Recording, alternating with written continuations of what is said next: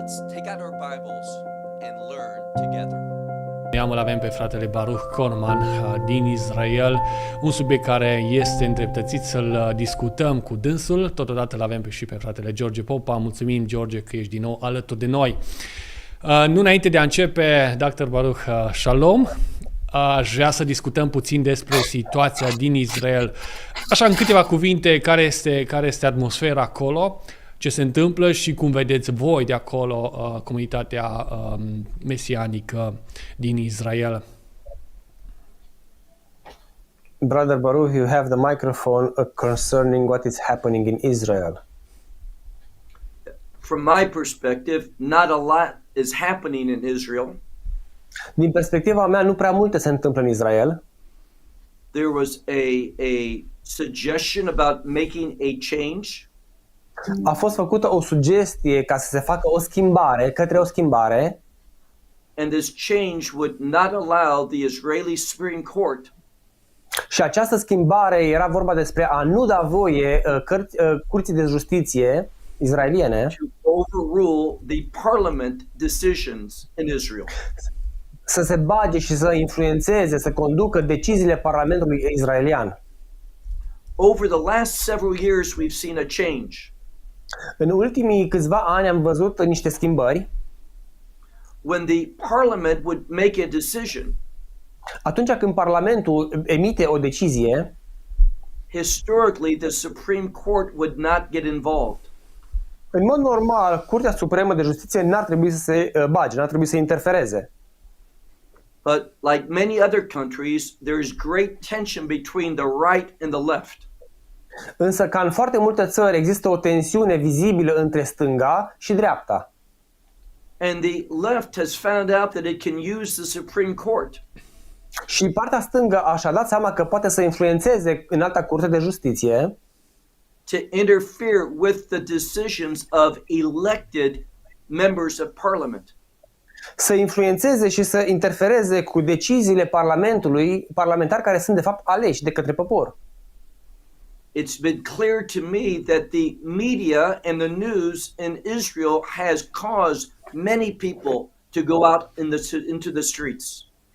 Pentru mine este foarte clar cum media a influențat așa de mult oamenii încât i-a scos afară din locuințe și i-a pus în stradă. And the international press also do not know what's going on. Și de asemenea nici presa internațională nu prea știe ce se întâmplă acolo. For example, we hear from both Israeli people on the left and in the international news De asemenea, noi aflăm știrile acestea despre media izraeliană de stânga și știrile internaționale that there is a constitutional crisis.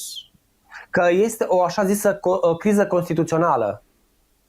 Israel has no constitution. Problema este că Israelul nu merge după o Constituție. There is no constitutional crisis. Nu există în astfel de caz crize constituționale. I hear people talking about that democracy in Israel is under attack.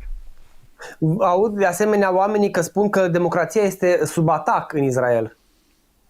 What this proposed change in the law Aceste propuneri de schimbări în lege wants to give power to the elected officials.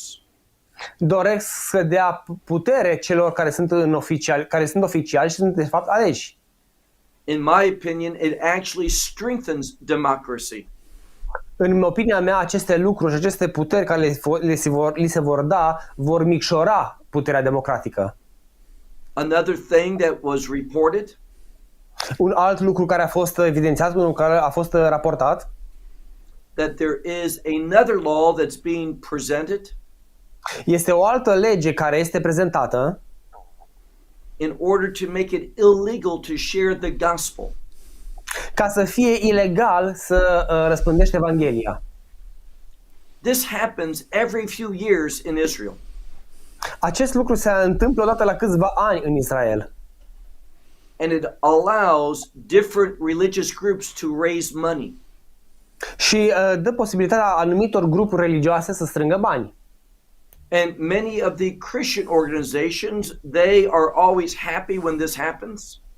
Și de foarte multe ori, multe organizații creștine sunt foarte bucuroase când se întâmplă acest lucru, because they want to raise money too. pentru că și ei vor să strângă bani de asemenea.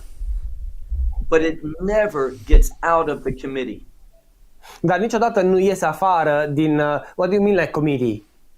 It never gets out of a committee within the government. Niciodată nu este această lege promulgată. All of this is a fundraising strategy. Toate aceste lucruri sunt o strategie de strângere de fonduri. It never gets voted on even by the Knesset, the parliament. Nu este votată această lege nici măcar de Knessetul israelian.